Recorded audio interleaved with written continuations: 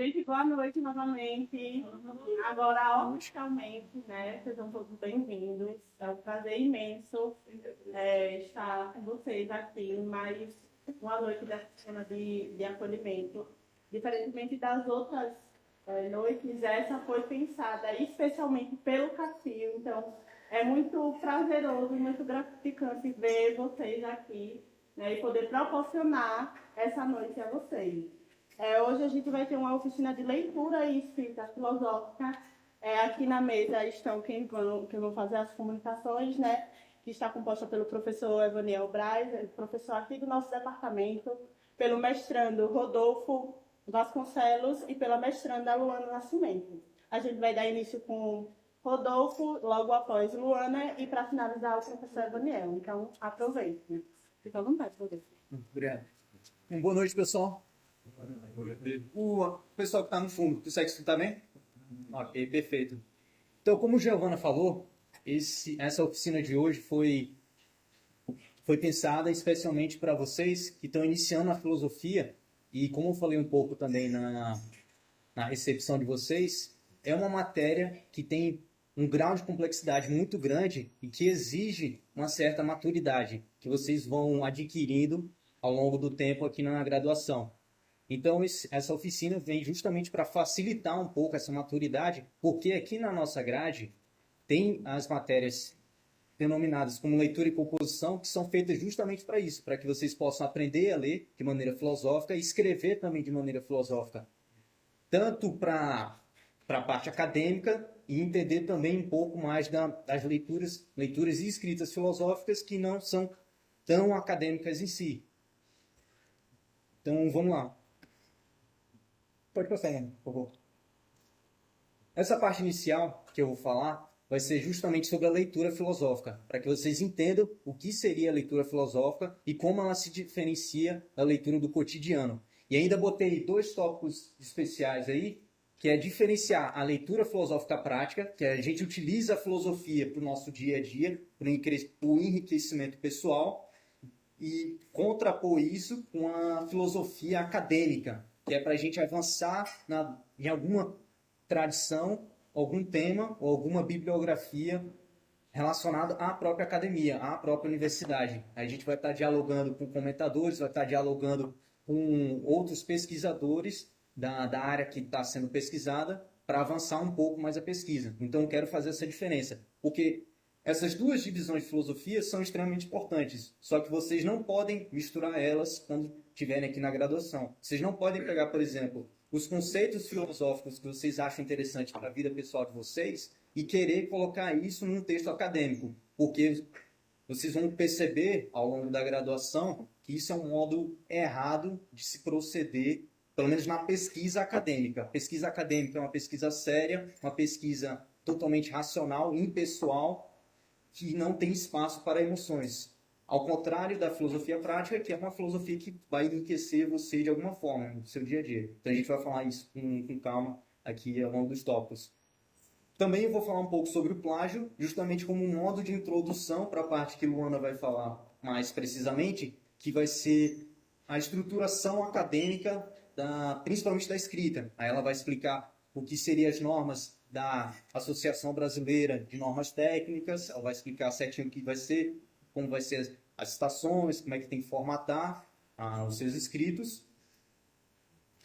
Então, e se der tempo, por conta da questão aqui que tem que distribuir as falas, eu vou fazer um exemplo prático com Nietzsche, aproveitando que a gente teve a aula do Nietzsche ontem, uma excelente aula que o professor nos forneceu, para que a gente possa entender um pouco essa diferença entre filosofia prática e filosofia acadêmica. Então, vamos lá.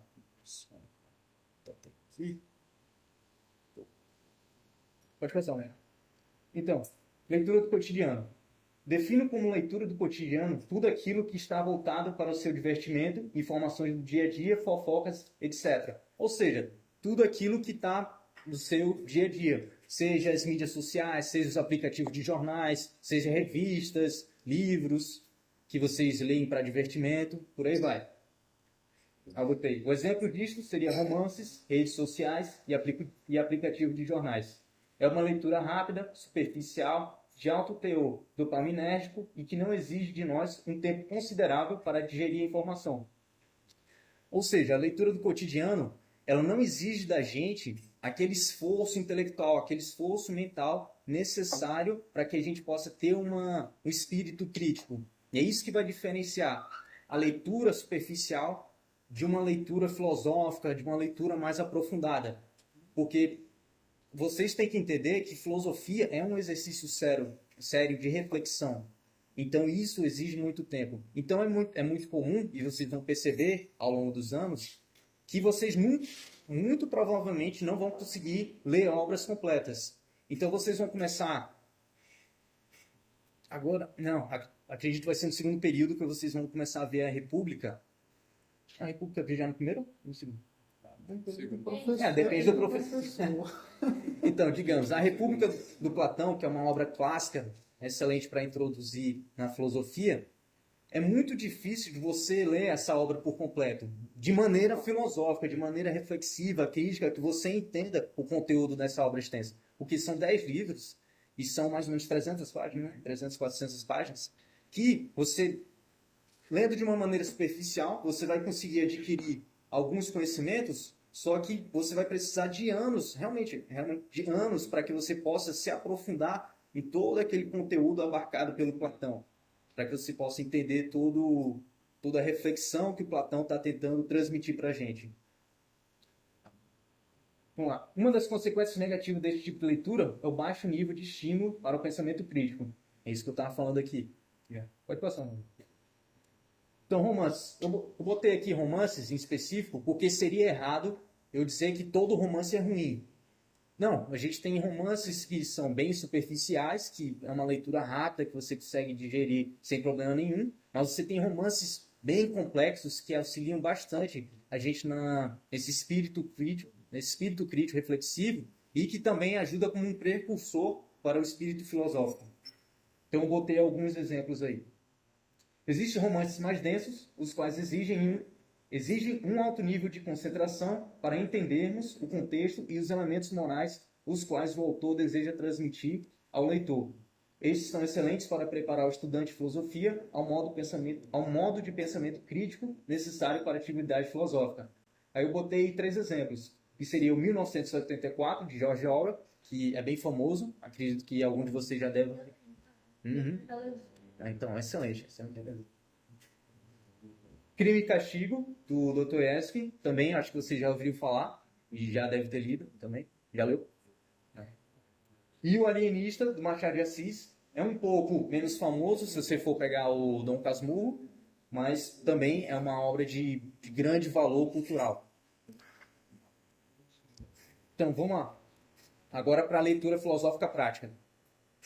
O uso da filosofia para melhorar a nossa visão de mundo, assim como o crescimento pessoal, é um dos feitos mais nobres que esta matéria pode proporcionar à humanidade. Então, uma das coisas mais bacanas que a filosofia proporciona para a gente, e eu acho que é isso que vocês já devem ter escutado falar na escola, ou até mesmo nas mídias sociais, quando você acompanha esses influenciadores da filosofia, como o Pondé, como o Karnal, como o Clóvis de Barros, que são mais os propagadores da filosofia no senso comum, digamos assim, eles auxiliam a gente com preceitos morais e filosóficos que a gente pode aplicar nas nossas vidas. E eu acho que é isso que é bem bacana da filosofia. Então, uma obra que vocês devem conhecer, que é de grande conhecimento público, que é as Meditações do Marcos Aurélio. Você já deve ter ouvido falar, né? Estoicismo. Então, estoicismo é um pensamento filosófico que é muito utilizado, principalmente no âmbito comum, no âmbito popular, por assim dizer, para você tentar trazer a filosofia, sair desse ponto abstrato para levar para um ponto mais prático, para que a gente possa elevar o nosso espírito e melhorar a nossa condição emocional, física e até mesmo de propósito da vida.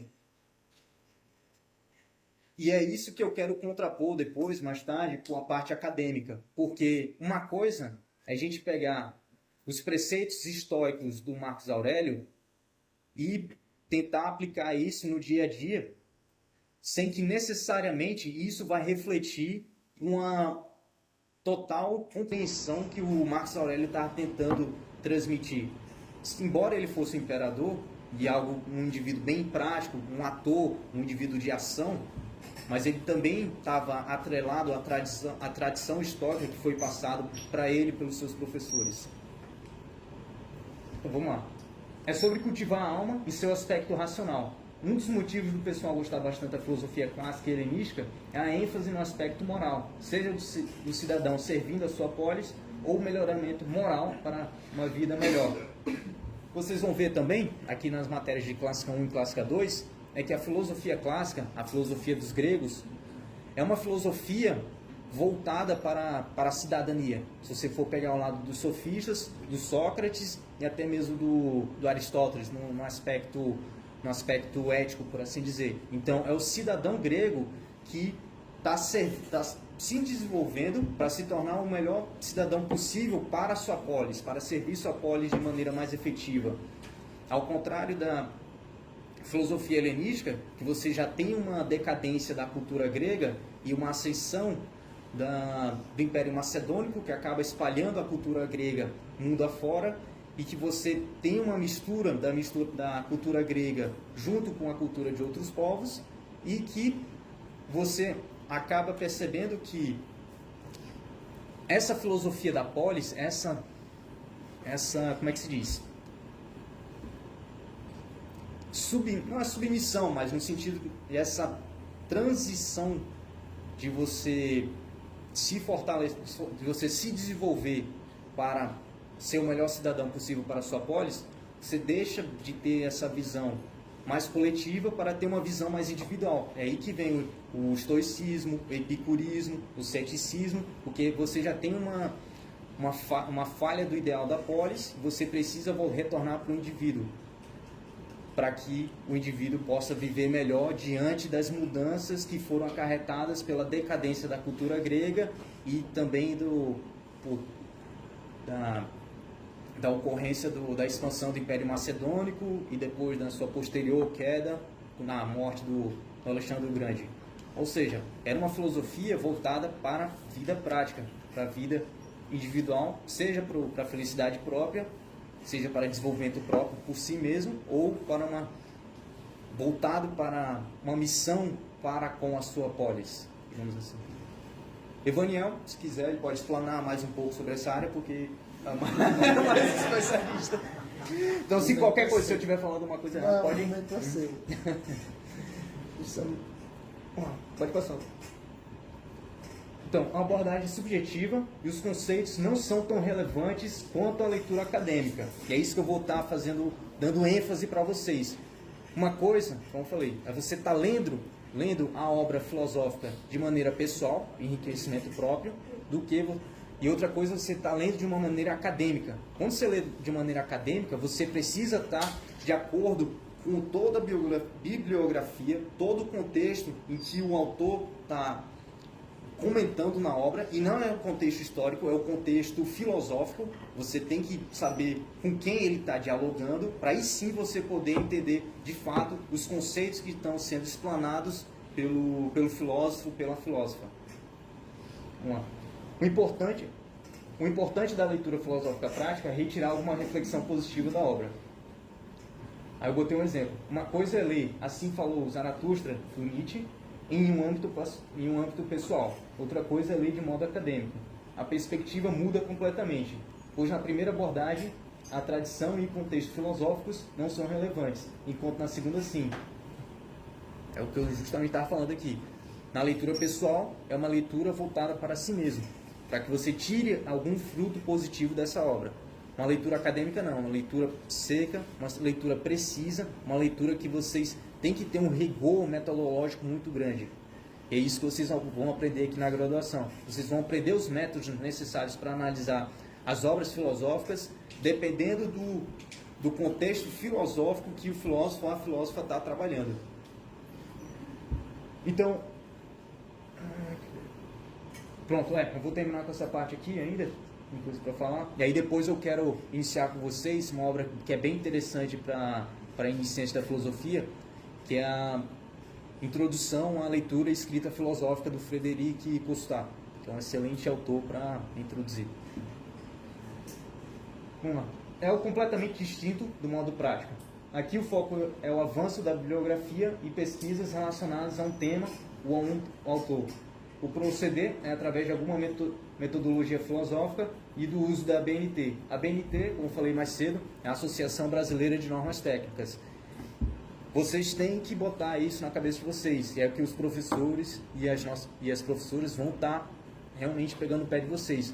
É o rigor acadêmico que vocês têm que ter. Vocês vão ter que formatar, certo, corretamente, o trabalho de vocês. Vocês vão ter que manter as normas técnicas no padrão, justamente para que vocês possam uniformizar o trabalho de vocês com toda a pesquisa brasileira.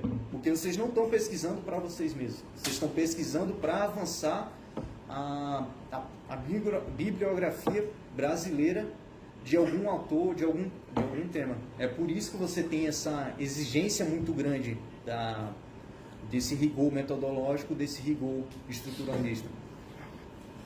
E aqui eu vou citar alguns métodos filosóficos que são os principais que a gente utiliza aqui na academia, mas tem outros. O primeiro seria o estruturalista, que é a leitura integral de uma obra do filósofo, além da leitura de comentaristas relacionado ao problema o qual está sendo investigado. Ou seja, você vai direto para a obra do filósofo, você vai fazer uma leitura superficial, que é um fichamento, para depois você fazer uma leitura mais reflexiva, mais aprofundada, para aí sim vocês entrarem nos comentadores para complementar essa leitura inicial que vocês tiveram. Porque o que acontece com os novatos da filosofia, eu já fui muito culpado disso, e eu sei que meus amigos e colegas aqui também, que é o quê? Uma obra filosófica é uma obra difícil de você entender, de você ter esse primeiro contato. Então é mais fácil a gente pegar os comentadores para que a gente leia de uma maneira mais simples, mais sintética, por assim dizer, para aí depois a gente ler a obra. Só que aí o que acontece? A nossa mente ela já está corrompida pela perspectiva do comentador, da comentadora na qual a gente já leu.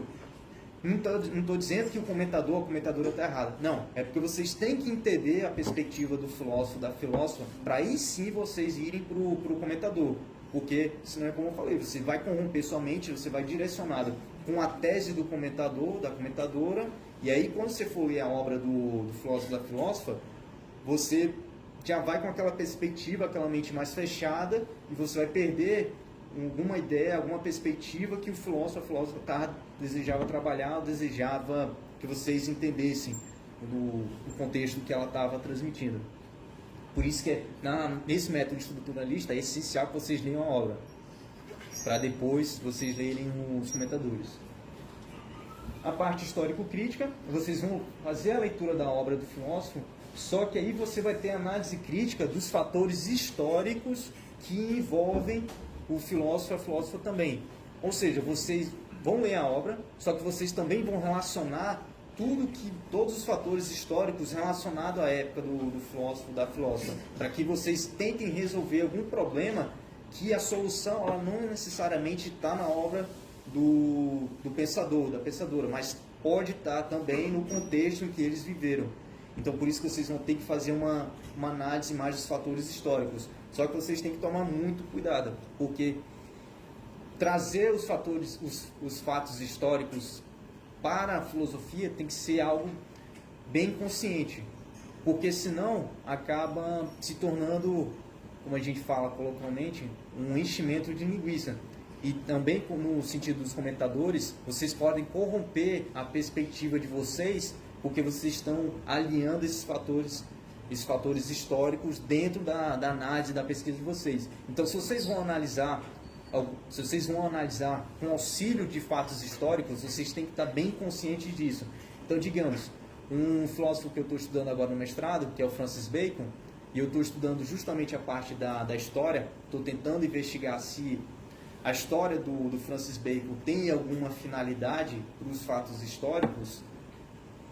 Possa ser que uma das soluções para esse meu problema, que é a busca da finalidade de um fim da história, de uma certa finalidade da história, possa ser que isso esteja no contexto histórico que o Francis Bacon estava vivendo, que ele vivia na época do século XVIII.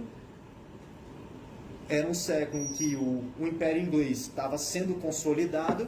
O Francis Bacon era um estadista, então, além de ele ser filósofo, ele era estadista, ele era escritor também. Eu posso, na minha pesquisa, entender o quê? Que o Francis Bacon, ele estava tentando criar uma filosofia que poderia estar voltada para o engrandecimento do Império Inglês.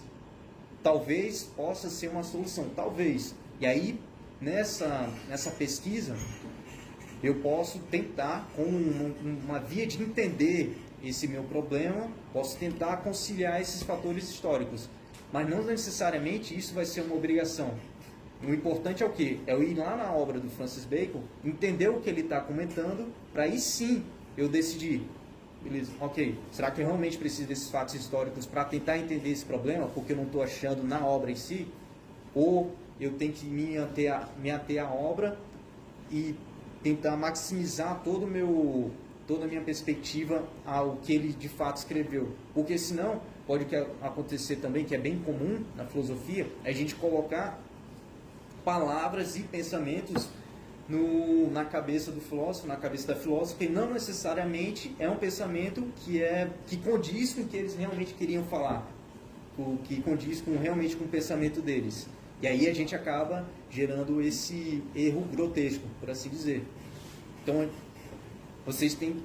essas metodologias, vocês têm que estar bem conscientes quando estiverem fazendo a pesquisa de vocês. E isso vocês vão aprender com o tempo aqui na graduação. Vamos lá para o terceiro método aqui, que eu vou trabalhar com vocês, que é o método analítico, que é o uso do raciocínio lógico para a investigação filosófica e solução dos problemas.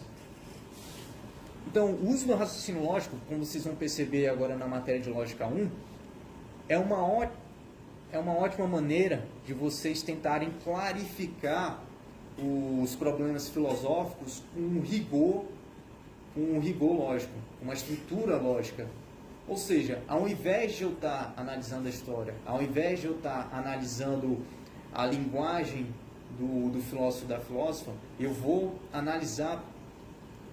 transformar, na verdade, todo esse contexto, todos esses problemas filosóficos em proposições, em definições e proposições, para que a gente possa ter uma clarificação maior desses problemas, para aí sim resolver esses problemas. Então, basicamente, em termos bem simplistas, eu vou pegar o português e transformar ele em matemática. Eu vou pegar as proposições não, mas vou pegar as frases, os períodos, as orações, e eu vou transformar basicamente isso em álgebra, justamente para utilizar a lógica para clarificar inicialmente, e a partir dessa clarificação avançar no problema filosófico que eu estou tentando resolver. Novamente, é um ótimo método de você tentar proceder na sua pesquisa. Só que vocês têm que estar bem conscientes também das suas limitações. Que o método lógico não é um método que vai conseguir abarcar toda experiência humana ou experiência filosófica necessária para o pensamento. Então, vou botar em termos bem simplistas. Pega o empirismo, que é o uso dos nossos sentidos humanos para o conhecimento, e aí a gente coloca isso como uma forma de validade do conhecimento. Ou seja, o conhecimento ele só vai ser válido se puder ser comprovado através das nossas experiências. Então, tudo que eu posso ver, sentir, tocar, cheirar, tudo mais, isso vai ser utilizado para comprovar a validade do conhecimento que eu tô buscando. O método lógico não, ele vai fazer justamente uma clarificação, uma abstração desse conhecimento, e tudo que eu não puder colocar em uma formulação lógica, por assim dizer, eu não vou poder utilizar. E isso vai evitar certos problemas que a gente tem, digamos, com o empirismo, que vocês vão ver mais tarde na graduação, que é o quê? O empirismo, também tem a sua carga de subjetividade. Cada um aqui tem a sua personalidade, cada um tem as suas limitações e os seus benefícios. Então tem gente que vê melhor, tem gente que cheira melhor, tem gente que consegue sentir melhor, tem gente que tem uma intuição melhor. Então tudo isso acaba gerando uma certa diferença de graus nos nossos sentidos. Com o método lógico a gente elimina isso. A gente elimina essa discrepância dos nossos sentidos, digamos. Só que em compensação a gente não vai conseguir captar coisas como fenômenos, por exemplo, que aí é outra perspectiva filosófica de proceder em busca da verdade do conhecimento, que é averiguar, estudar os fenômenos que a gente capta. E tudo isso é o que vai ser utilizado para investigação filosófica e na tentativa de solucionar um problema e buscar a verdade. Vocês estão conseguindo compreender um pouco do que eu estou tentando passar? Que é justamente isso. É que cada método filosófico tem o seu positivo e tem o seu negativo. E vocês têm que estar bem conscientes de como vocês vão proceder na pesquisa. Então, os professores daqui, eles vão fazer de tudo para ensinar vocês esses métodos, entender os contextos das filosofias, filosofia clássica, medieval, moderna, contemporânea, por aí vai. E depois vocês vão entender como é que vocês têm que pesquisar os métodos de pesquisa e os modos de leitura de maneira mais aprofundada.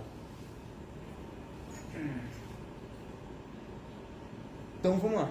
Eu vou agora passar para o livro do Consultar, para introduzir um pouco do pensamento desse autor, desse filósofo, que eu acho que é extremamente bacana nesse primeiro contato da filosofia, né? Pode botar o Luan, por favor.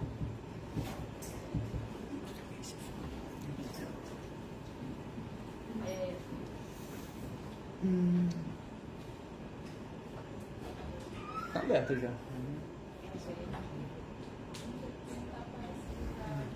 Mas já apareceu o notebook?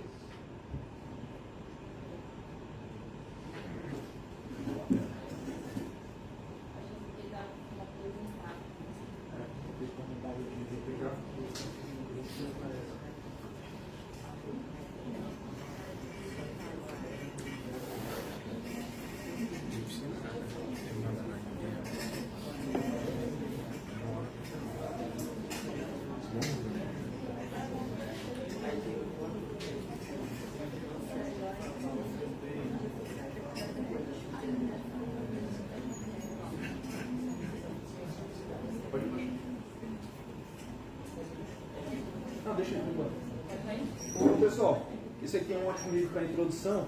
Quem tiver interesse, eu posso fazer com que Giovana, do grupo de vocês, né? Eu mando o PDF, e quem quiser baixar, vocês baixam para ler, porque é uma ótima leitura inicial. Elementos para a leitura dos textos filosóficos do Frederic Costa. Pode baixar. Vai. Pode baixar. Não, pode baixar mais. Não, pode baixar mais um pouco. Pronto, aí sim, ó. Essa é a parte que está grifada. Eu vou lendo alguns pontos que eu já deixei grifado para ir comentando com vocês, ok? Então vamos lá. Aí ele falando sobre a filosofia. Confrontamos-nos com uma disciplina em perpétuo movimento, na qual as diferenças entre os tipos de métodos e tipos de objeto de análise escolhido se recortam e se desfazem perpetuamente. Além disso, as escolhas aqui implicam opções fundamentais sobre a natureza da linguagem, da língua e do discurso. Desse modo, os próprios problemas epistemológicos remetem a decisões que, em última instância, são filosóficas. Vemos-nos fechados na filosofia quando pensávamos aprendê-la objetivamente do exterior.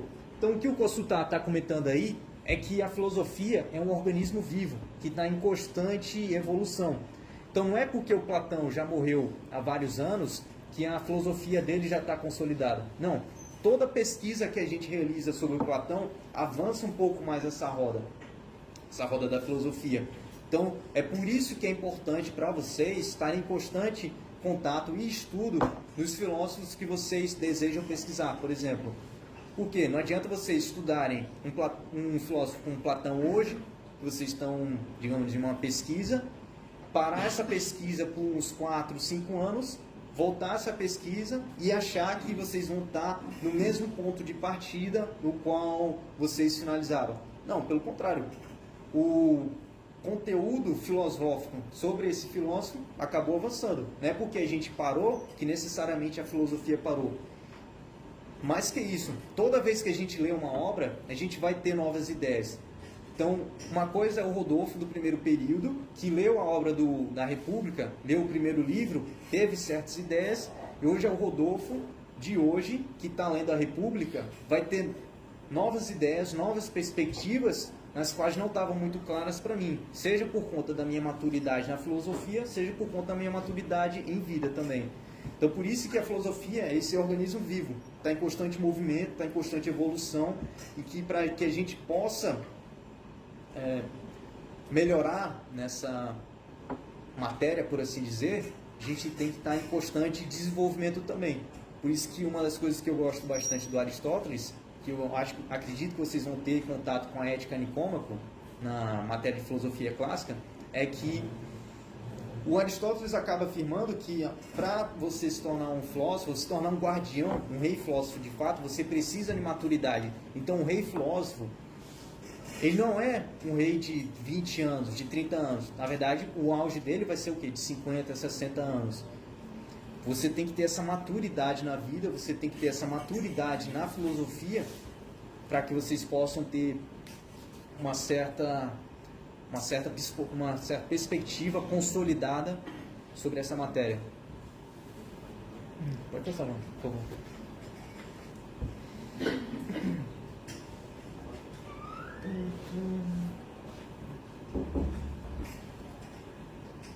Beleza, vou terminar com essas duas partes que estão grifadas aí por conta do tempo. Aí Luana vai iniciar a parte dela, da academia. O Evaniel vai complementar nossas falas. Se der tempo, eu volto para a questão do plágio e a questão do Nietzsche, que eu vou colocar como se fosse uma parte prática. Se der tempo, né? Então, vamos lá. Com efeito, por definição, parece que toda obra filosófica, esta é uma característica do gênero, elabora ou pretende elaborar as condições de sua própria validade e, portanto, enuncia as próprias regras de leitura que se possa fazer dela. Isso aqui é extremamente essencial para vocês. Por quê? Porque todo filósofo, toda filósofa está tentando comprovar o seu pensamento, está tentando comprovar a sua reflexão. Então, o que vocês vão perceber na leitura de vocês é que o filósofo geralmente começa com uma crítica dos seus anteriores, ele formula uma nova lógica para validar a sua reflexão, para validar o seu conhecimento, para aí sim, através dessa nova lógica, através desse novo raciocínio, você proceder com conhecimento a partir dessa lógica. Então, se vocês entenderem esse fator-chave, isso vai facilitar demais o caminho da filosofia para vocês. Porque vocês não têm uma lógica única. Não é a lógica, por exemplo, vocês vão ver o Platão. Não é a lógica do Platão que vai reger toda a lógica da filosofia clássica. Não. Vai ter a lógica do Platão, vai ter a lógica dos pré-socráticos, que vocês vão ver também, vai ter a lógica do próprio Aristóteles, que é uma lógica diferente do Platão, e por aí vai. Então, todo filósofo, toda filósofa está tentando criar uma lógica que vai contrapor os erros que eles veem dos antigos para poder formular um novo conhecimento que está aliado com a sua perspectiva. Então, se vocês entenderem isso, isso vai facilitar demais o caminho de vocês na filosofia. E para finalizar aqui, então, vejamos a maneira como Wittgenstein, que é um filósofo analítico, aconselha a utilização do seu livro. Minhas proposições são elucidativas para aquele que, compreendendo-me, as toma finalmente como contrassensos, quando, passando por elas, sobre elas, delas se afasta. É preciso que ele transponha essas proposições, então adquire uma justa visão do mundo. Ou seja, o Wittgenstein ele está justamente focado na clareza, no rigor lógico, para que você evite o que ele chama de má interpretação da filosofia. Ou seja, você utilizar erroneamente a linguagem do cotidiano, digamos, o português, para tentar solucionar problemas filosóficos. Então você vai tentar Então, o que o Wittgenstein está dizendo aí é que se você olhar de maneira correta o que ele está tentando dizer, que é o quê?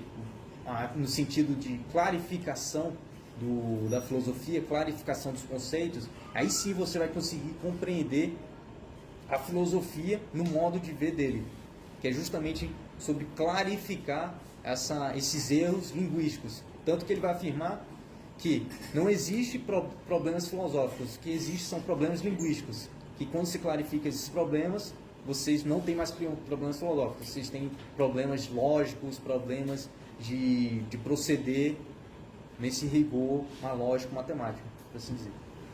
Então é isso, pessoal.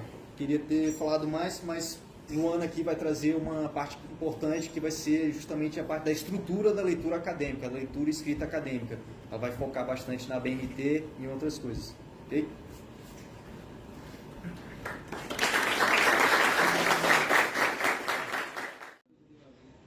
Bom, boa noite a todos.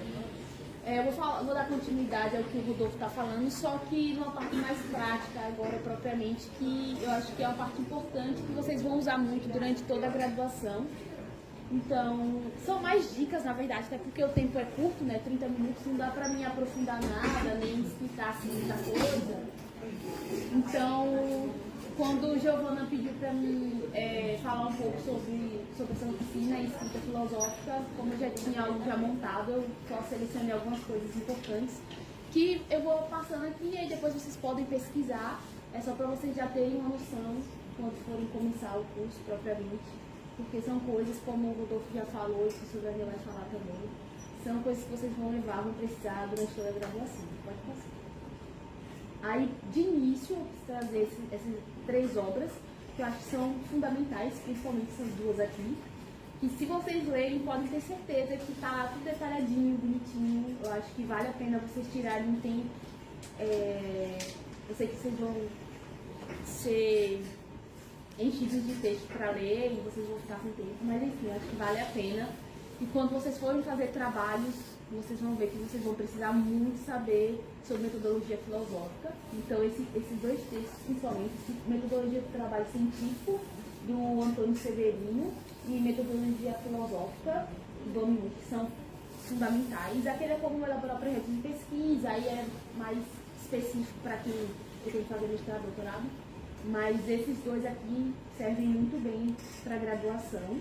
Quando eu li, me ajudaram muito, clareia muito, o que você precisa no resumo, quais os elementos tem que ter numa introdução, no desenvolvimento, numa conclusão, referência, citação, tudo isso que quando vocês forem escrever um artigo, provavelmente, geralmente, a maioria das disciplinas ou passa uma prova, ou passa um artigo, então são coisas que vocês vão usar muito. Pode passar. E aí, dando o início, eu coloquei esse primeiro tópico sobre formação de biblioteca pessoal, que acho que tem muito a ver com o que o Rodolfo falou, né? Porque às vezes a gente vai passando pelas disciplinas, pelo curso, e às vezes a gente acaba que a gente não forma a nossa biblioteca pessoal, e isso é importante. Né? Então, guardar os textos que os professores passaram, guardar os livros para depois ter mais tempo de ler, porque infelizmente durante a graduação dificilmente a gente lê um livro todo de filosofia, aliás, qualquer livro, né? A gente não tem tempo, então é difícil ler um livro. Eu acho que é importante formar a nossa biblioteca pessoal daquilo que a gente gosta, que a gente se interessa. Às vezes a gente se interessa por algum filósofo, é bom ter essa biblioteca pessoal com livros de metodologia, com outros livros durante a graduação que a gente se identifica. E aí, para iniciar, pensando na pesquisa, pensando depois quando vocês forem fazer artigos e trabalhos, eu trouxe alguns sites de pesquisa acadêmica que são muito bons para vocês pesquisarem, principalmente pensando no que o Rodolfo falou, de tomar cuidado com comentadores, né, na hora de ler. Realmente tem que ter essa preocupação de primeiro ler a fonte primária, ler o autor, depois aí sim para um comentador, e fazerem muito uso de artigos, que eu acho que é muito importante. Eu acho que é algo que me ajudou muito durante a graduação, principalmente no começo, quando a gente está se acostumando ainda como é escrever em filosofia, como é ler em filosofia, que é uma leitura totalmente diferente de ler o Machado de Assis, né? O professor Daniel vai falar um pouco sobre isso, sobre como é essa leitura. Então, façam muito uso dos artigos, porque vocês vão perceber ao longo da graduação que os artigos são quase alguém que se propôs a explicar algo que é muito difícil naquele filósofo, né? Se a gente pegar, quando vocês criarem um hábito de ler artigos, vocês vão ver que vai ajudar muito. Às vezes o professor está lá abordando algum tema naquele filósofo, vocês jogarem no site da CAPES, né? No periódico da CAPES, no Google Acadêmico, no Google Livros. Então vocês vão achar muitos artigos nesse site do Cielo, também é muito bom. Então eu trouxe. Depois eu posso passar para a Giovana para ela mandar para vocês esses slides. Mas são sites que me ajudaram muito, então estava sempre pesquisando artigos sobre algum assunto para poder ler, entender melhor, para depois voltar para a fonte primária e poder compreender melhor, porque tem conceitos que são realmente difíceis e complexos e que às vezes a aula do professor, às vezes, ainda para a gente ainda é muito obscuro. Mesmo com o professor explicando, mesmo a gente lendo, a gente fica ali empacado no conceito, né, professor? E o negócio não vai e a gente tem que recorrer a alguma coisa. E acho que os artigos ajudam muito nisso. Então, a gente tem sites, temos o site do curso também, que acho que vale a pena para baixar os livros. Então, façam uso consciente desses sites, que é muito bom, acho que vai ajudar muito vocês. Outra coisa que eu ia falar muito importante, que às vezes as pessoas não dão, durante a graduação, às vezes a gente não dá muita importância, é para o estudo em grupo. E isso faz o grupo de pesquisa, como é o caso do grupo do curso Evaniel, do qual eu faço parte, do qual Giovana faz parte, que estudar em grupo realmente faz total diferença. Por quê? E contando um relato aqui, inclusive sobre o final do ano passado, quando eu estava estudando para entrar no mestrado, foi algo que me ajudou muito o grupo de estudo, né? Com o pessoal que pretendia fazer o mestrado, a gente montou um grupo e começamos a estudar a obra do Platão e a discutir. Eu acho que o grupo de estudo é importantíssimo, então se eu pudesse recomendar alguma coisa para vocês, montem grupos de estudo, leiam as obras juntos, discutam, porque cada um tem uma ideia diferente, às vezes alguém fala uma coisa que você não percebeu, outro tem uma ideia diferente. Acho que o grupo de estudo é muito bom por isso. A gente tem um dos grupos de estudo no departamento, né, fazendo geomática. A gente tem um grupo do professor Evaniel de Medieval, de filosofia, oficina de filosofia medieval e neoplatonismo. São grupos onde a gente discute algumas obras, alguns textos de alguns filósofos e algumas filósofas. Então, é importantíssimo, é muito enriquecedor e vai contribuir muito para a escrita de vocês, para o entendimento. E esse quarto tópico, que muita gente não usa, acho que dificilmente alguém usa, que é o uso das horas reservadas aos alunos para reuniões com os professores. Porque, se vocês não sabem, os professores têm um horário dedicado a vocês, que vocês podem combinar com eles para irem na sala deles ou marcar um horário específico, né, professor? Para tirar dúvidas sobre as aulas, sobre algum texto, pedir alguma informação. Tudo isso acho que é muito importante e acaba que acho que é uma coisa que os professores também sentem falta, que é dos alunos procurarem para tirar dúvida. Eu não entendi aquele conceito, eu não entendi aquele assunto, tem um texto que me ajuda com aquilo. Então, acho que vocês deveriam fazer muito uso dessas reuniões com os professores. Eles estão disponíveis e está lá. Inclusive no plano de aula, quando vocês receberem na próxima semana, quando começarem as aulas efetivamente, vocês podem observar que nos planos de aula dos professores vai ter um horário dedicado a vocês. Então, façam uso desses horários para tirarem dúvidas, para perguntarem. Vocês estão começando agora, então é natural que vocês tenham dúvidas, que vocês, enfim, tenham dúvidas de todo tipo, né? Porque vocês terminaram de fazer Enem agora, estão entrando na graduação, entrando num curso que não é fácil, é um curso que vocês vão passar 4 anos escrevendo e lendo, é só isso que vocês vão fazer, e vão escrever muito e vão ler muito. E a leitura, como o próprio Rodolfo falou, a leitura em filosofia é uma leitura totalmente diferente do que vocês estão acostumados com outros textos. Então, enfim, a escrita também, eu acho que é uma coisa que geralmente todo mundo que entra em filosofia tem muita dificuldade, porque a gente está acostumado na escola a escrever redação para Enem, a escrever outros tipos de textos, mas um texto filosófico realmente requer um rigor, como o Rodolfo falou, diferente. E que a gente, quando começa o curso de filosofia, se sente um pouco perdido e parece um bicho de 7 cabeças, mas com o tempo vocês vão aprendendo, os professores mesmo vão ajudando com essa questão de entender argumentos, de expor os argumentos filosóficos, de colocar a interpretação de vocês. Pode passar. E agora eu vou falar um pouquinho, bem brevemente também, porque isso aqui são questões que, se vocês olharem os textos que eu indiquei, os vídeos que eu indiquei, está bem detalhado, o que é leitura exploratória, o que é leitura seletiva, o que é leitura analítica, o que é leitura interpretativa, mas que é bom que vocês saibam agora de início que existem esses tipos de leitura, porque provavelmente vocês não tenham visto ainda. Então é bom vocês saberem, é bom vocês pesquisarem e se informarem, até para já colocar em prática agora desde o começo da graduação, porque isso daqui eu aprendi na metade da graduação. Eu fui descobrir isso aqui. Sinceramente, eu fui saber isso aqui, meus 2 primeiros anos de filosofia, eu não sabia que isso aqui existia, não. Eu só ia lendo, eu só ia. Então, vocês estão sabendo de primeira aqui. Pode passar. Então, leitura exploratória. Qual é o objetivo? Obter uma visão geral do texto, uma leitura corrida do texto. Então, essa leitura exploratória é aquela leitura que a gente faz devagar, para entender qual é a ideia geral do texto. Eu sei que, é claro, nem sempre a gente tem tempo para ficar lendo o texto uma vez, 2, 3, 4, 5. Mas, realmente, na medida do possível, é recomendável que vocês façam essa primeira leitura, né? E aí, é uma leitura rápida para identificar o assunto, a estrutura, as palavras-chave, a ideia central do texto. Então, é útil para decidir se vale a pena ler o texto com mais profundidade. Aqui é o tipo de leitura, talvez, que vocês podem aplicar, por exemplo, num artigo, então, ler o resumo, enfim, em alguns textos para avaliar se vale a pena ler, se vale a pena selecionar aquele texto para colocar no trabalho ou não. A finalidade da primeira leitura é uma tomada de contato com o texto, buscando-se uma visão panorâmica, uma visão geral do raciocínio do autor. Durante o primeiro contato, deverá assinalar todos os pontos passíveis de dúvida e que exigem esclarecimentos que condicionam a compreensão da mensagem do autor. Cabe aqui uma pesquisa sobre a vida, a obra e o pensamento do autor.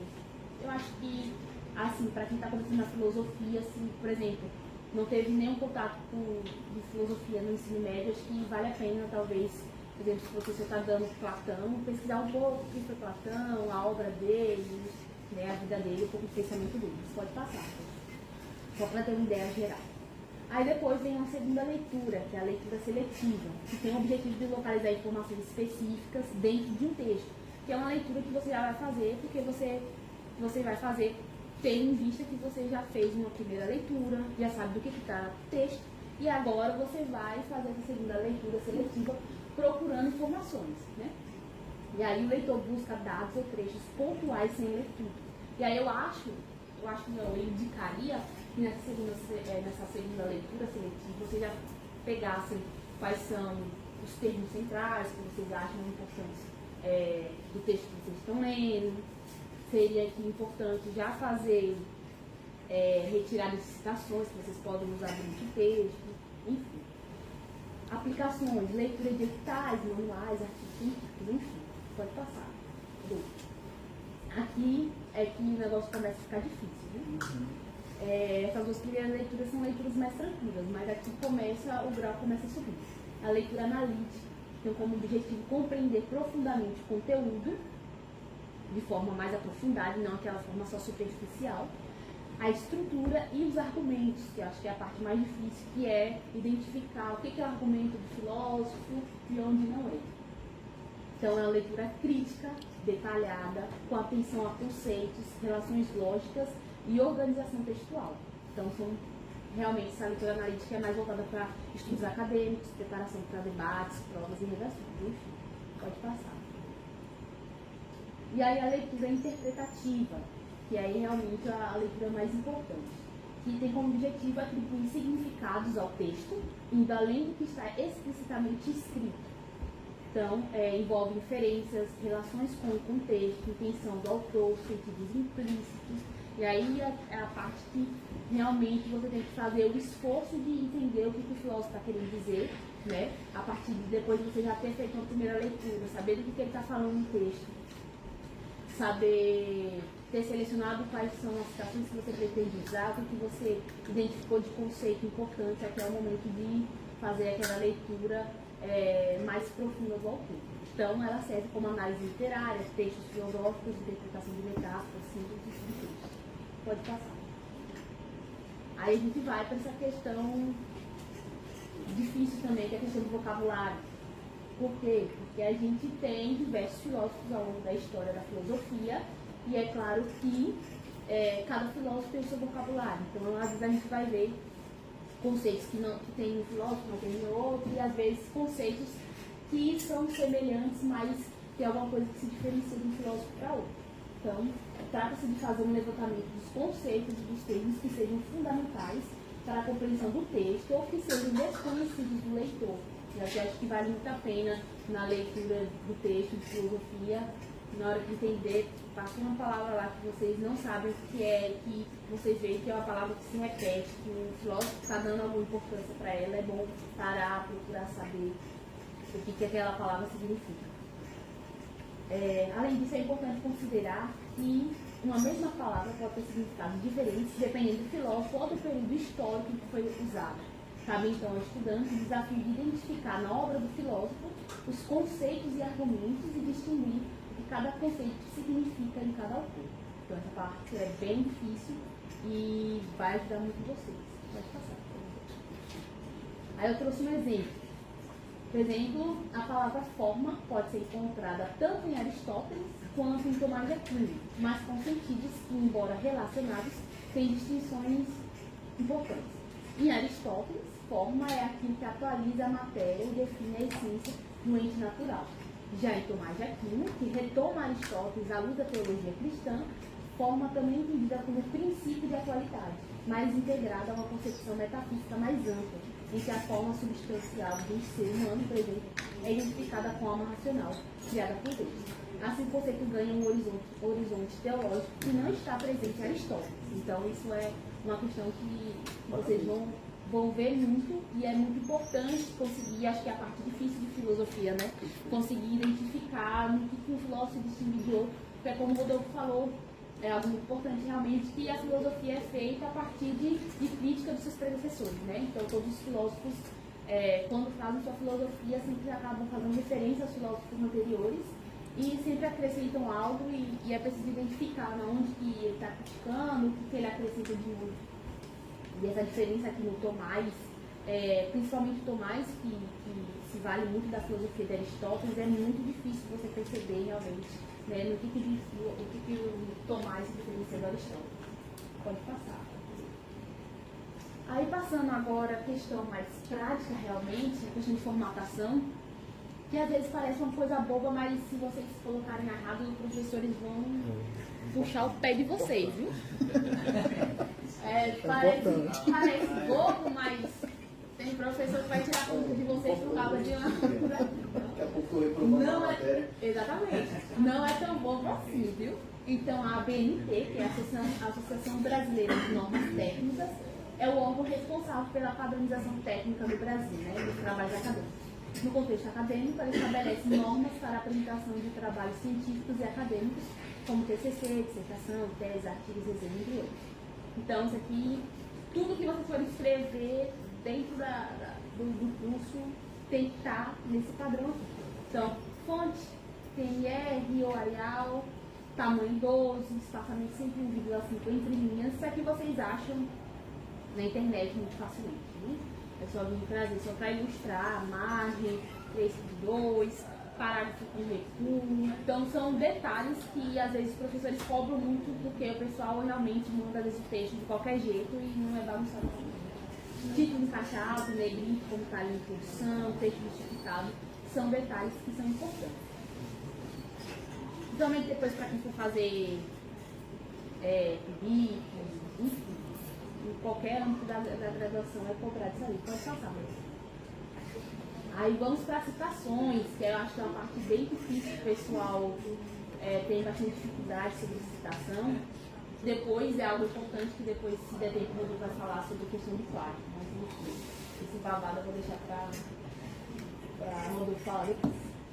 Citação direta, que é a citação literal, então você vai pegar o que o autor diz com as palavras dele e vai transcrever isso aqui. Então, quando se transcreve exatamente as palavras do autor original. Então, sempre lembrar de colocar sempre entre aspas, se tiver até 3 linhas, né? Então, vai pegar o texto do autor, vai colocar exatamente no seu texto para mencionar ele, né? Seja para corroborar com o que vocês estão falando, seja como um exemplo, não importa de que forma vocês vão usar a citação, que também é algo importante vocês saberem com que intenção vocês estão usando a citação.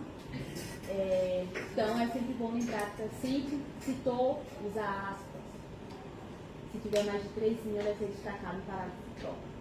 Porque de 4 centímetros, enfim, sem aspas, eu vou passar por exemplos, porque são coisas que depois vocês podem pesquisar.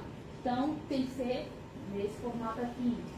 A fé não anula a razão, mas aperfeiçoa. Então, toda vez que vocês forem citar, dentro do texto, quando a citação for menos de 3 linhas, sempre usar aspas e sempre referenciar, que é muito importante. O pessoal bota aspas e segue a vida, mas tem que referenciar.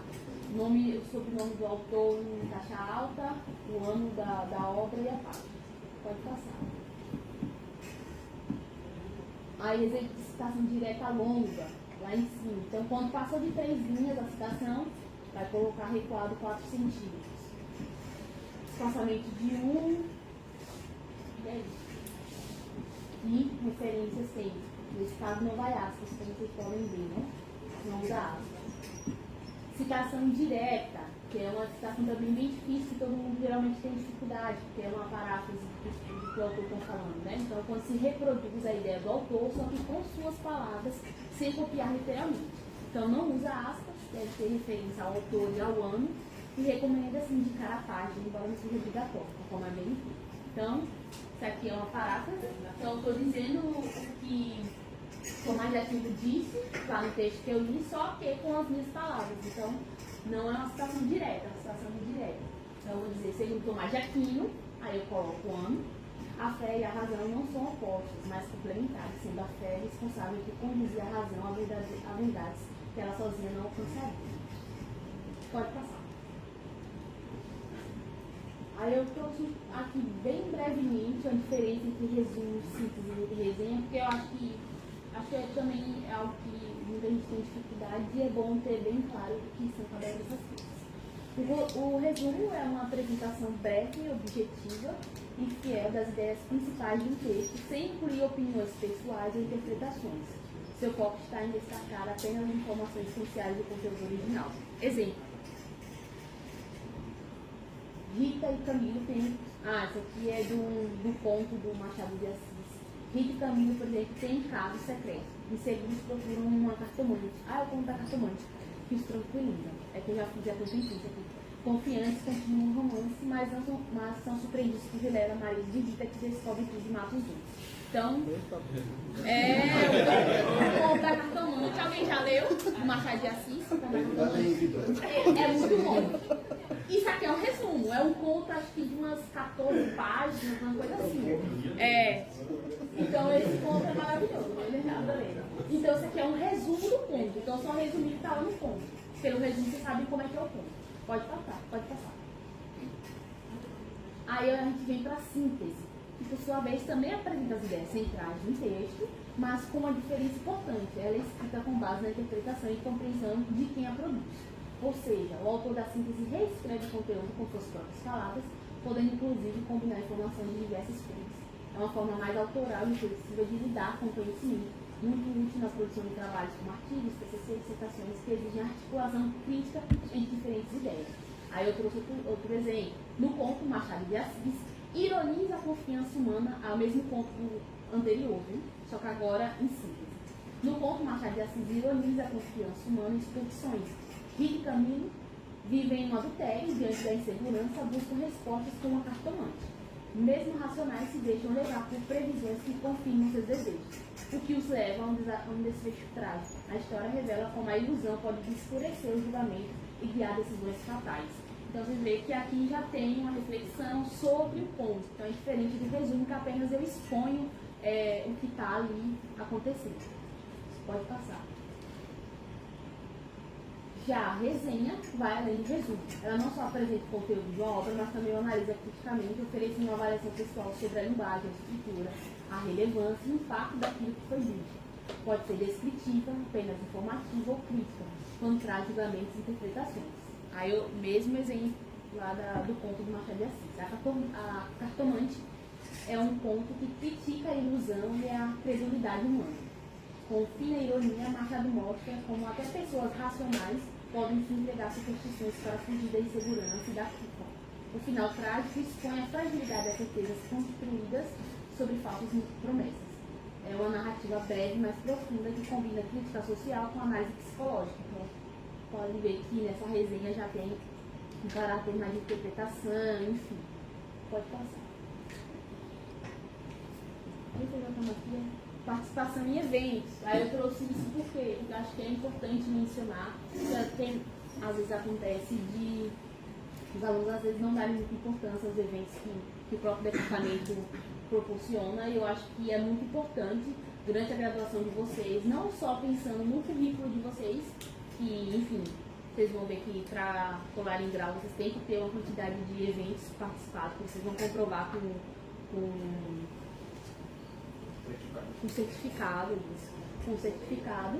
Então, eu acho que é importante vocês participarem, porque é um momento de saber o que está sendo pesquisado, de diálogo, enfim, vocês poderem fazer perguntas.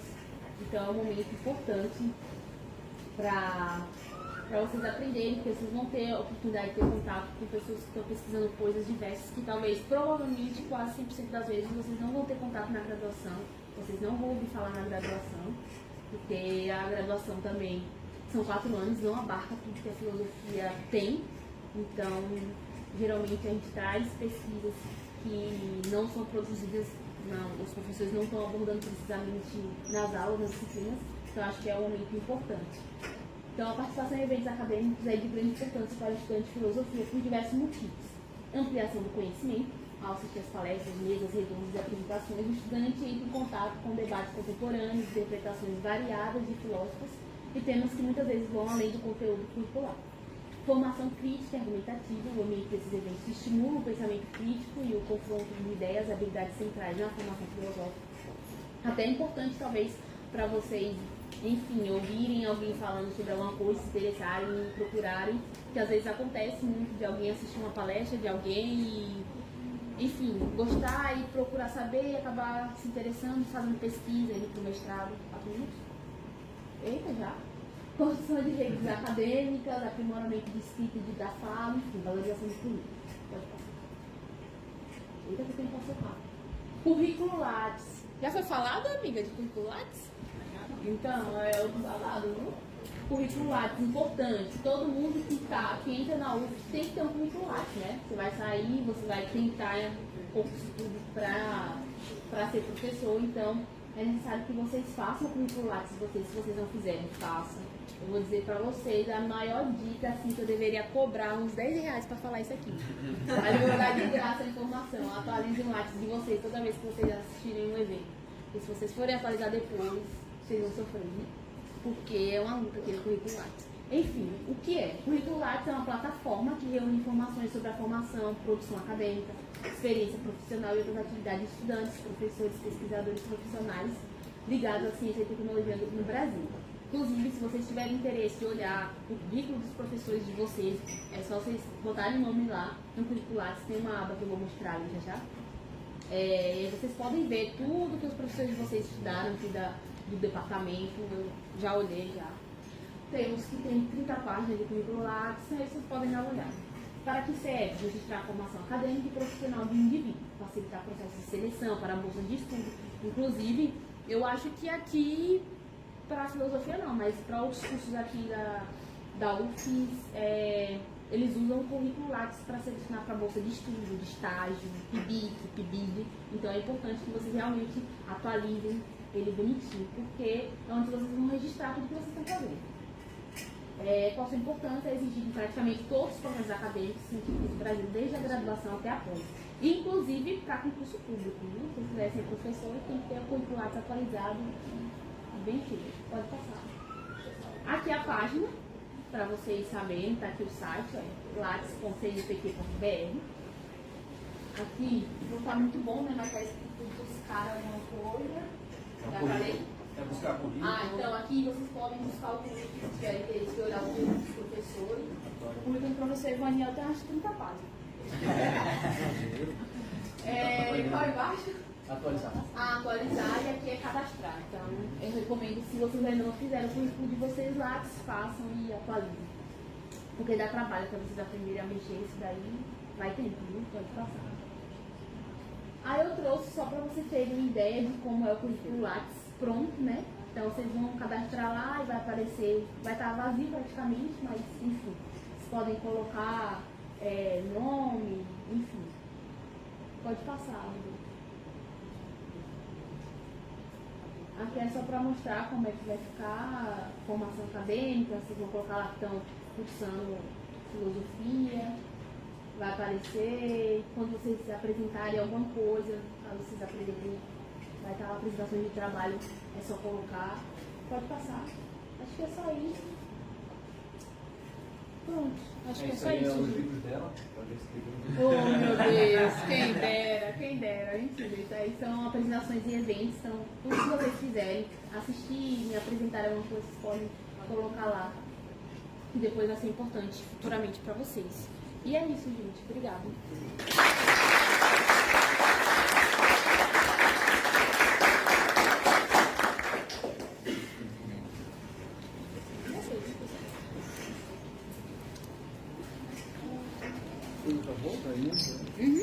Boa noite, minha gente.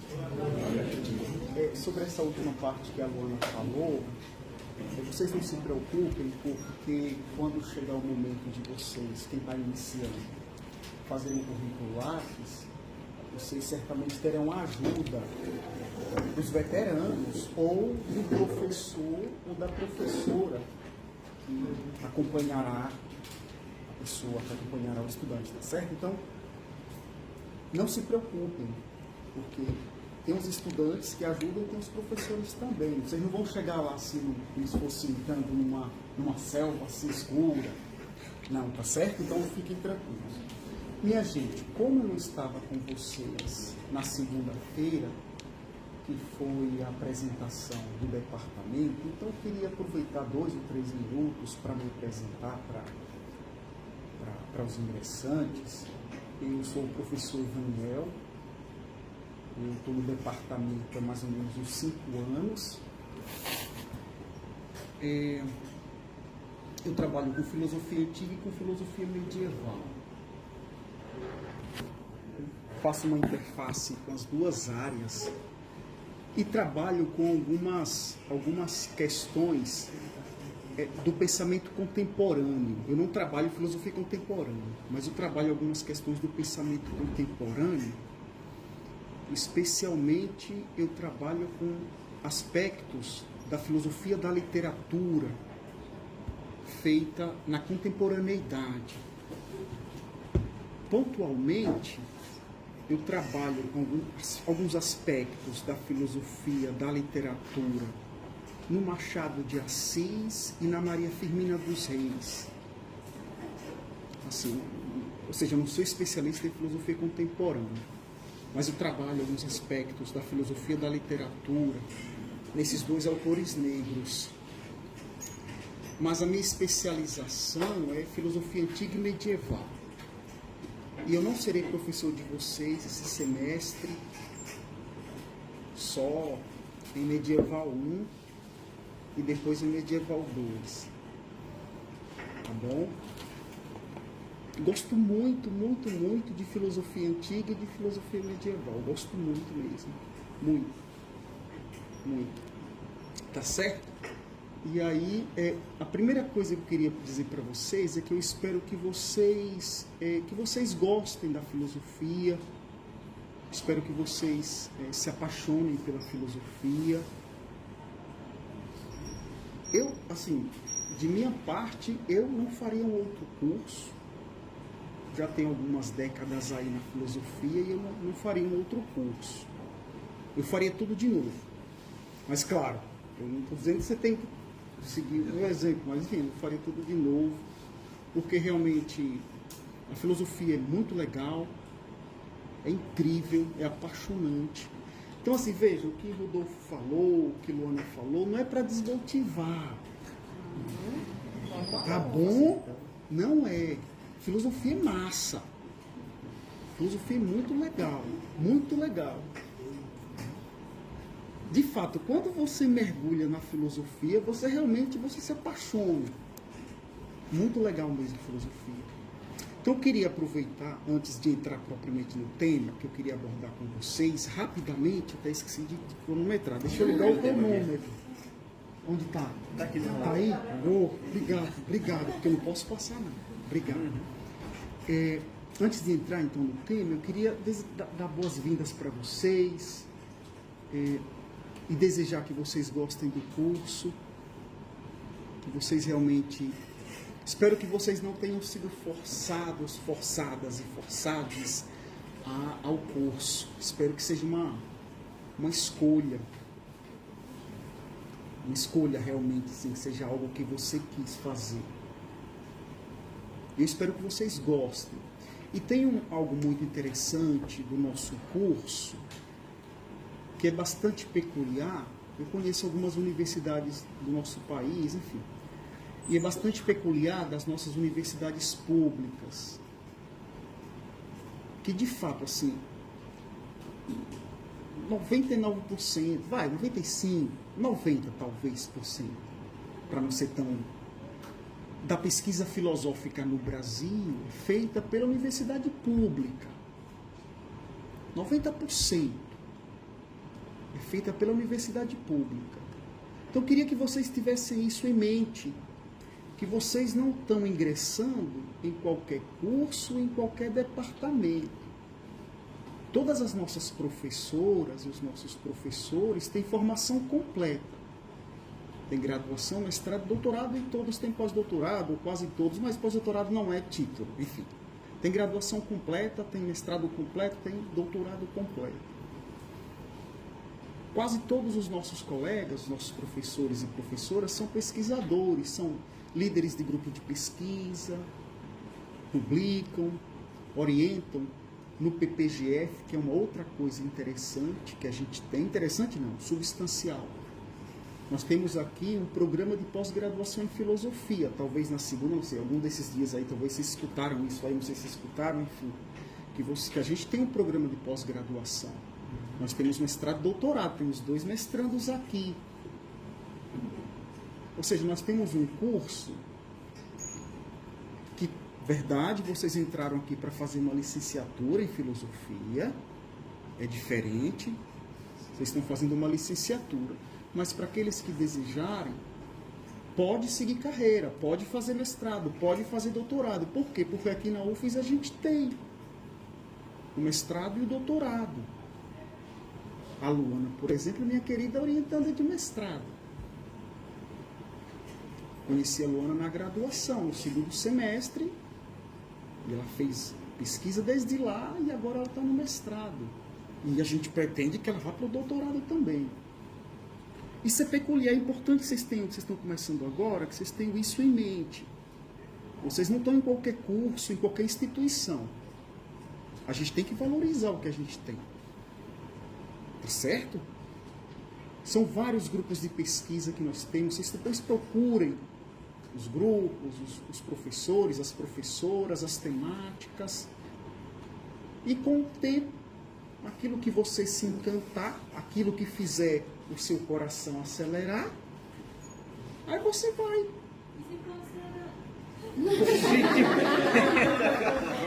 Aí tem o pessoal da psi aqui do lado, tem atendimento, tem os estagiários, tem o atendimento, e aí eles ajudam, tá bom? Eles ajudam, e aí tem o pessoal da psi aqui do lado, que inclusive está abaixo do nosso departamento, né? Já para dar aquela estrutura, Tá certo, minha gente? Mas se não for ansiedade, mas for realmente tipo aquela paixão, aquela coisa que... aquele encantamento. Se for encantamento, então você procure a professora ou professor. Enfim, começa um diálogo, começa uma iniciação científica, mas não é obrigatório. É só para vocês saberem que nós temos aqui vários professores com vários projetos de iniciação científica, de mestrado, de doutorado, de pós-doutorado, e que, se vocês quiserem um dia, vocês podem participar. Tá certo, minha gente? Então, veja, para finalizar esse primeiro momento, antes de entrar propriamente na parte que eu quero falar com vocês, Aí já aproveito para convidar vocês. Obrigado, Rodolfo. Amanhã a gente vai lançar um livro que o meu grupo de pesquisa está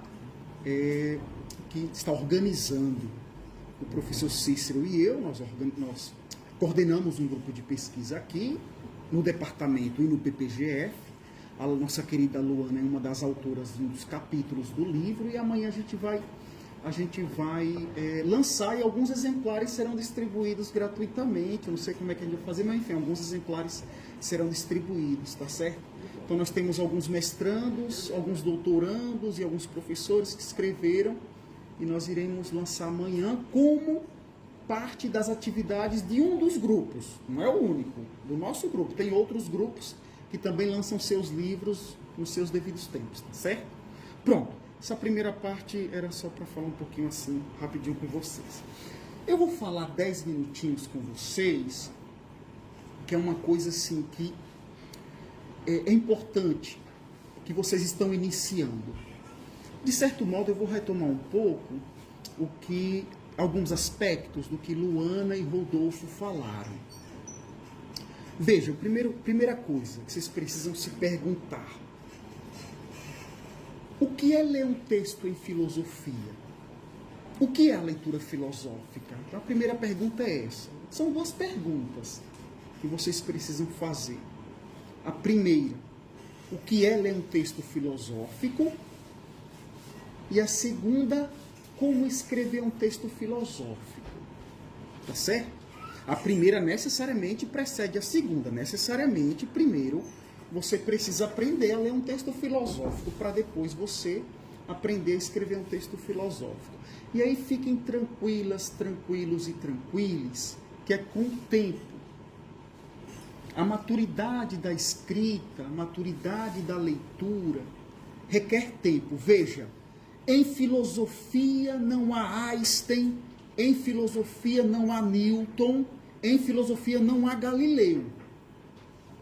Não há. Necessariamente é tempo. Não tem esse negócio de gênio em filosofia, de gênia em filosofia. É tempo. É tempo. Necessariamente. Tempo de leitura, tempo cronológico. Tempo de leitura.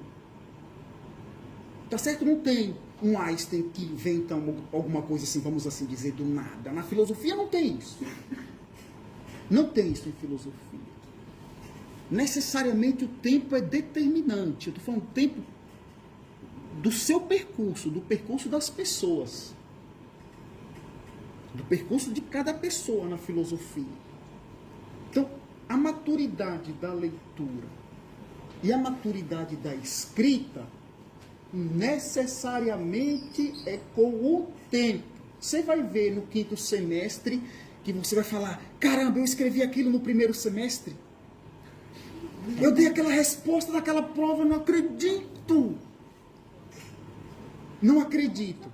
Aí lá na frente, quando você estiver no doutorado, você vai falar: eu não acredito que eu escrevi aquilo na dissertação. Aí depois, quando você virar professor, você fala: cara, aquele negócio da tese, que vergonha. É natural. E eu passei por tudo isso. Passei por tudo. É natural. Por isso é tempo. Então não fiquem achando assim que é ruim se você errou. Enfim, não. É do percurso. O que você tem que fazer não é nada coach, mas o que você tem que fazer é perseverar.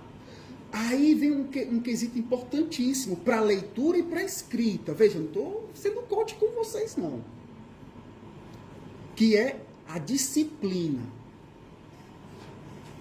Véi, o estudante de filosofia, a estudante de filosofia, aí coloca no neutro aí na cabeça de vocês. Cadê a Rayane? Eu fico sempre tentando colocar no neutro, né, Rayane? Coloca aí no neutro, assim, no neutro, a frase. Aí a Rayane sempre ri. O estudante, a estudante de filosofia é disciplinado no sentido da leitura. Não estou falando de comportamento moral, não. Não é isso, não. Você faz o que você quiser, não tem nada a ver. Não é isso. Não é disciplina no sentido moral bolsonarista. Não é isso, não. Não é isso, não. É disciplina no sentido da leitura. E aí, meus queridos, minhas queridas e querides, né? Querides, o estudante de filosofia, nesse aspecto, ele é tradicional. Ele é conservador nesse aspecto. Ele tem um caderninho para pensar, igual o Gabriel Pensador. Vocês sabem, Gabriel Pensador anda com um caderno. Não com o celular, não. Com o celular também, né? Mas com o caderno. Vem uma frase e o Gabriel Pensador coloca no caderno. Pelo menos era assim no meu tempo. No meu tempo. Não sei se agora ele mudou, mas no meu tempo era assim. Marcelo D2 também era um caderno. Não sei se mudou agora. Tá certo? O estudante de filosofia, ele nesse aspecto pontual, ele é conservador, ele é tradicional. Ele anda com um caderninho, ele anota com lápis ou com a caneta. Ele faz rascunho, ele vai para a biblioteca, ele pega o texto impresso. Não fica só vendo vídeo no YouTube, ou vendo o TikTok, sei lá, o Instagram, não sei o que, aqueles vídeos rápidos, não sei os termos não, minha gente. Relaxe aí, porque eu não tenho nada disso, então não sei os termos. Não, nesse aspecto, então, ele é tradicional. E nesse aspecto pontual, o tradicionalismo, ele é essencial. Você pode perguntar a todas as professoras e todos os professores do departamento se eles não fizeram isso.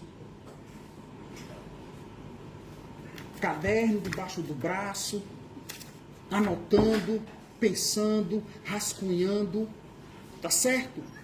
Importantíssimo. Nesse aspecto, nós somos conservadores e tradicionais. Veja, eu sou o cara mais ateu que vocês vão encontrar. Não estou falando desse aspecto. Tá certo? Eu sou tão ateu quanto essa cadeira aqui. Nós somos idênticos, eu e a cadeira, nós somos... Ela não acredita, eu também não. E não tem nada de errado. Mas nós somos conservadores nesse aspecto.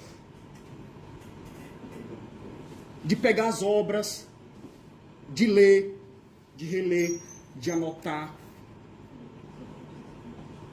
de pensar.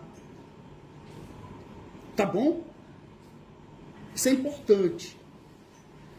O curso de filosofia, ele necessariamente é tradicional. Nesse aspecto, somos antibolsonaristas.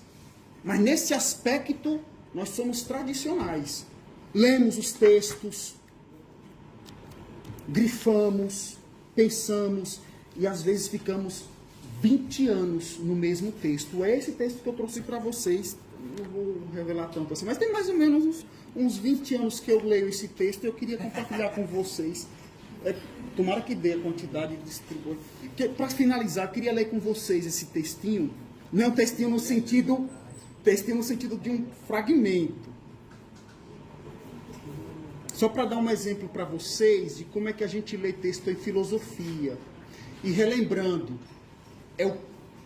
a maturidade ela vem com o tempo.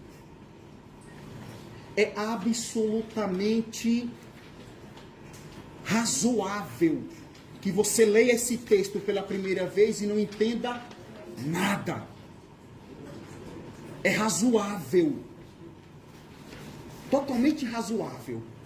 Você lê e fala, tá falando o quê? É razoável. Aí depois, na segunda e na terceira leitura, aí você fala, não, acho que eu já captei alguma coisa aqui.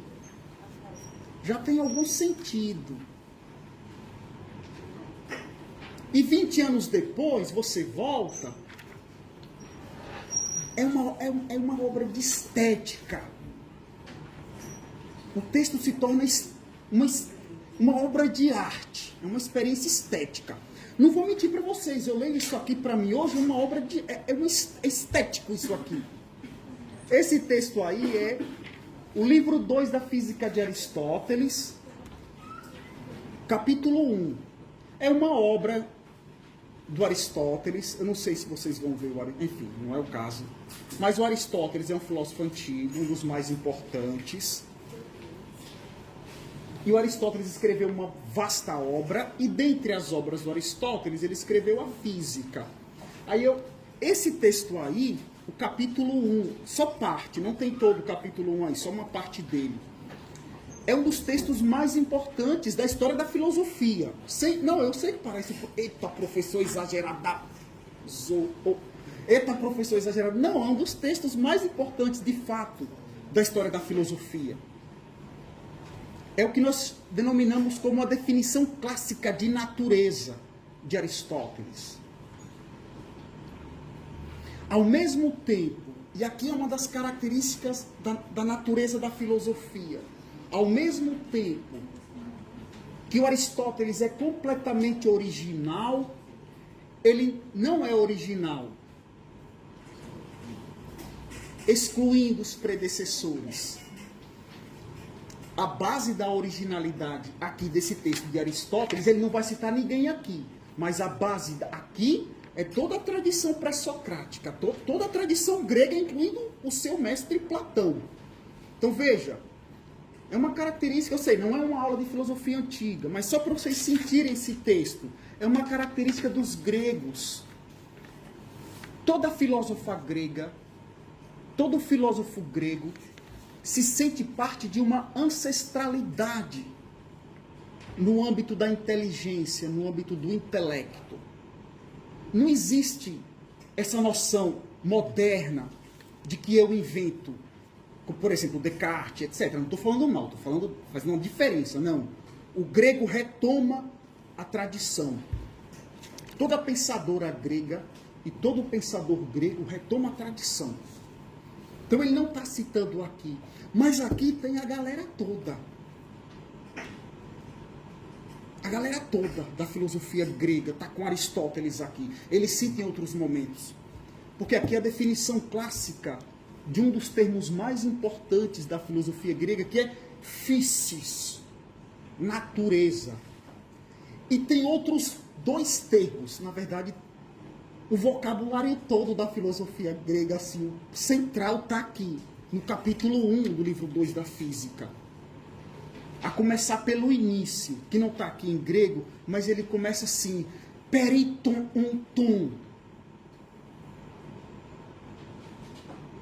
Dentre os seres, dentre os entes, dentre as coisas. Aí o termo é ton, que a gente pode traduzir os seres, os entes ou as coisas. Toon é a expressão mais importante da filosofia grega. Eu não quero assustar vocês não, mas é porque é importante. É no singular, toon, o ser, a existência, o ser. É o que é mais importante para a filosofia grega. A filosofia grega, assim como a medieval também, que Luana e eu estudamos, e Giovana também, e André também, e outras pessoas, enfim, é a palavra mais importante, o ser ou a existência. Está aqui, na primeira linha. Tom. Os seres, os entes, as coisas.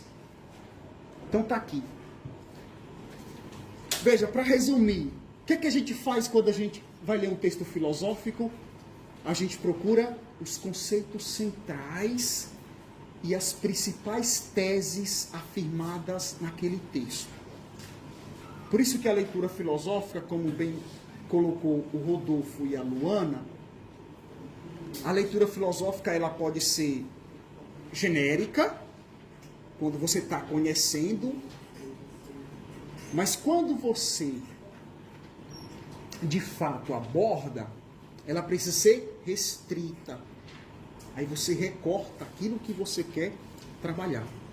Nesse recorte, por exemplo, eu recortei esse trechinho que está na mão de vocês. Aí a gente precisa fazer duas questões, que é prévia à escrita. São as questões da leitura. Quais são os conceitos centrais abordados nesse trecho? Quais são as teses filosóficas afirmadas nesse trecho? Aí você faz isso para você antes de escrever, né, Giovana? Antes de escrever, você faz isso. Quais são os conceitos centrais? Não é da obra toda, é desse trecho. Vai por parte. Quais são os conceitos centrais desse trecho? Aí você lê 50 vezes para tentar entender, enxergar. Quais são as teses filosóficas abordadas nesse trecho? Aí você lê 50 vezes para tentar extrair as teses. Veja, para ser honesto com vocês, esse trechinho aqui é o trechinho central da minha tese de doutorado, por isso que eu trouxe, só que, claro, é o trecho central. E aí eu escrevi mais de 300 páginas e tal, para tentar entender esse trechinho aqui. Não dá para esgotar assim, em 5 minutos, num dia. Essa é uma característica do texto filosófico que em alguns momentos é distinto, por exemplo, a depender da literatura, de determinado texto literário, que você lê uma vez e acabou, já pegou tudo. Nem todo texto literário é assim, mas alguns são assim. Tá certo?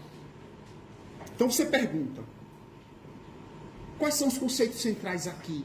E aí fica matutando. Quais são as teses afirmadas? Aí fica matutando. Aí, por exemplo, o mais importante de todos nesse trechinho aqui é um tom, os seres. Os seres, os entes da primeira linha. Não tem aí entes na primeira linha? Entes. Entes, na verdade, é uma tradução latina, entium, que traduz um em grego. Certo? Na verdade, assim, para ser gramatical, seria ens que traduz on. No caso aqui, é entio que traduz onton, ou ontá. Não se aveste não, porque eu estou falando essas palavras em grego, não é para vocês se assustarem não. Apenas para dizer que entes, da primeira linha, é a palavra mais importante aqui. Então, tudo bem, eu levei algum tempo para poder discernir isso, mas é importante que vocês saibam disso. Ente. Aí, qual é a pergunta que você faz? O que é o ente? Ou o que é o ser? Já que a palavra é central, eu preciso perguntar o que é ela. Não é Vitor? Não é Lima? Aí você pergunta, o que é o ente? O que é o ser? É a pergunta da filosofia grega. Aqui, feita pelo Aristóteles. Aqui, feita pelo Aristóteles. É a palavra central. Mas tem outras palavras que não são, assim, tão centrais como o ente, porque não tem nada mais central do que o ente, mas que são extremamente importantes e substanciais. Aqui, que são as palavras physis, natureza, aitia, causa, e uma outra importantíssima, arqué, origem ou princípio. Tem ainda uma outra, que é, às vezes, metabolê e, às vezes, kínesis, que é movimento. E tem mais algumas outras, mas aqui, mas eu não vou ficar citando não, porque aí já está ficando uma salada, não é, Vitor? Está uma salada, e eu só tenho 5 minutos. Está ficando uma salada, tá certo? Então, veja, esse é o movimento que você faz. E aí, cada palavra que você encontra, você pergunta o que é. Então, o que é o movimento? O que é o princípio ou a origem? O que é a natureza? Para cada conceito central, você pergunta o que é, não conforme a cabeça do Vitor, mas conforme o Aristóteles, nesse caso aqui, ou conforme Safo de Lesbos, se for um texto da Safo, ou se for um texto da Mia de Cróton, conforme a Mia de Cróton, ou sua Fintes de Cróton, conforme a Fintes de Cróton, nesse caso aqui Aristóteles, certo? E aí você pergunta, o que é o ente? O que é a natureza? O que é o princípio? O que é a origem? O que é o movimento? E aí você começa a pensar. Aí por isso o caderninho. Aí vai pensando. Às vezes está lá no busão, no Uber e tal. Aí vem uma eureka. Ah, é tal coisa. Aí você pode anotar. Aí você pode gravar. Sei o que. Ou então é melhor, você pode pegar o caderno e registrar. Por isso nesse sentido é tradicional. E são questões que não dá para responder assim, tipo, em meia linha, sei lá, um parágrafo. Tá certo, minha gente? Então, para finalizar, queria só ler com vocês a passagem, que é extraordinária. É assim, isso aqui é uma obra de arte. Vocês deveriam colocar numa moldura e colocar lá no quarto de vocês e todo dia acender uma vela e fazer reverência. Aristóteles é assim. Aí você faz uma reverência, um salve para ele, enfim. E obrigado, Aristóteles. Obrigado, Ave Aristóteles. Os católicos têm Ave Maria, né? A gente tem Ave Aristóteles. Não, eu tô brincando com você, não estou falando sério. Aristóteles é. Mas Platão também e outros filósofos, Cristine de Pizan e as filósofas Heloísa também. Mas vamos lá, veja aí, ó. Entre os entes, uns são por natureza, outros são por outras causas. Por natureza são os animais e suas partes, bem como as plantas e os corpos simples, isto é, terra, fogo, ar e água. De fato, dizemos que essas e tais coisas são por natureza, e todos eles se manifestam diferentes em comparação com os que não se constituem por natureza, pois cada um deles tem em si mesmo princípio de movimento e repouso. Uns de movimento local, outros de crescimento e definhamento, outros de alteração. Por outro lado, cama e veste, bem como qualquer outro gênero desse tipo, na medida em que encontram suas respectivas designações, isto é, enquanto resultam da técnica, não tem nenhum impulso inato para a mudança, mas, enquanto lhes sucede ser de pedra, de terra ou misturados, eles o têm, por esses elementos, e nessa exata medida. Aqui vem o trecho central. Aristóteles, nosso Deus. Pois a natureza é certo princípio ou causa, pela qual aquilo em que primeiramente se encontra se move ou repousa em si mesmo, e não por concomitância. Aí ele vai seguir, eu vou parar aqui porque aí ele vai seguir a explicação do que é concomitância, etc e tal. Aí aqui então a gente tem o trecho central. A natureza é certo princípio ou causa pela qual aquilo em que primeiramente se encontra se move ou repousa em si mesmo e não por concomitância. Isso aqui gerou, depois que o Aristóteles morreu, desde o Teofrasto que o sucedeu no Liceu, até Galileu, gerou uma consequência extraordinária de filósofos e filósofas tentando entender o que diabos isso aqui quer dizer. O que é que ele quer dizer com isso aqui? Aí eu quero convidar vocês para no futuro lerem, relerem, ainda tem 50 segundos, lerem, relerem, pensarem, etc e tal, e perceberem, isso aqui é um texto filosófico. É com o tempo. Eu demorei uns 15 anos, mas não, veja, não é para desanimar vocês não, é só para dizer assim, você pode demorar 2 dias apenas, 10 dias, uma semana, mas se demorar, fique de boas, não, relaxe, não se preocupe não, porque às vezes o tempo realmente ele é necessário para a gente adquirir a compreensão. Aí tendo compreendido, aí você passa para a segunda fase, que é a escrita. Aí começa com rascunho sempre, e sempre conversando com alguém, mostrando o que você escreve para alguém, porque você não escreve para você, em filosofia não. A filosofia sempre foi pública. Por isso que filosofia não é uma experiência religiosa no sentido de uma fé, porque a fé é subjetiva, você sente a sua fé e vive a sua fé, para quem tem. Filosofia não. Filosofia é pública. Então, o que você escreve, mostra para alguém, porque é público. Tá certo? Enfim, era isso, gente. Obrigado.